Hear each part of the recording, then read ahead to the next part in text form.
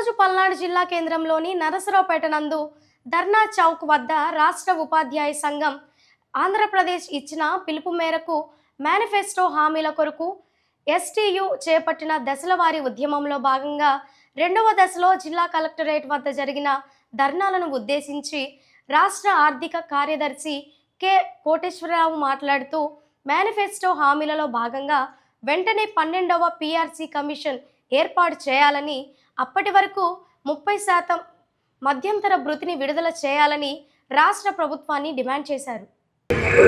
LV Ramireddy, STU జిల్లా అధ్యక్షుడు, పల్నాడు జిల్లా, వ్యాప్టో చైర్మన్, పల్నాడు జిల్లా, రాష్ట్రోపాధ్యాయ సంఘం ఆంధ్రప్రదేశ్ రాష్ట్ర సంఘం పిలుపు మేరకు రాష్ట్రంలో గత ఈ ప్రభుత్వం ఇచ్చినటువంటి మేనిఫెస్టోలో ఇచ్చినటువంటి హామీలను అమలు చేయాలని చెప్పేసి కోరుతూ ఈ రోజున రాష్ట్ర వ్యాప్తంగా 28 జిల్లా కేంద్రాల్లో ఈ యొక్క పోరాట కార్యక్రమాన్ని చేపట్టడం జరుగుతూ ఉంది.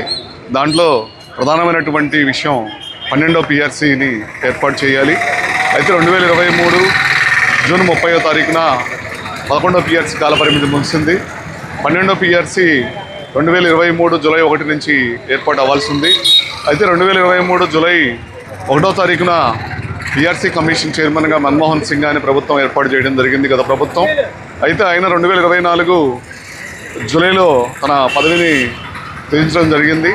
ఆ తర్వాత ఆ రోజు నుంచి ఈ రోజు వరకు దాదాపు 20 నెలల కాలం గడుస్తున్నప్పటికీ ఈ ప్రభుత్వం ఇంతవరకు కమిషన్ చైర్మన్ వేయటం కానీ, కమిషన్ ఏర్పాటు చేయటం కానీ ఇవన్నీ కూడా జరగలేదు.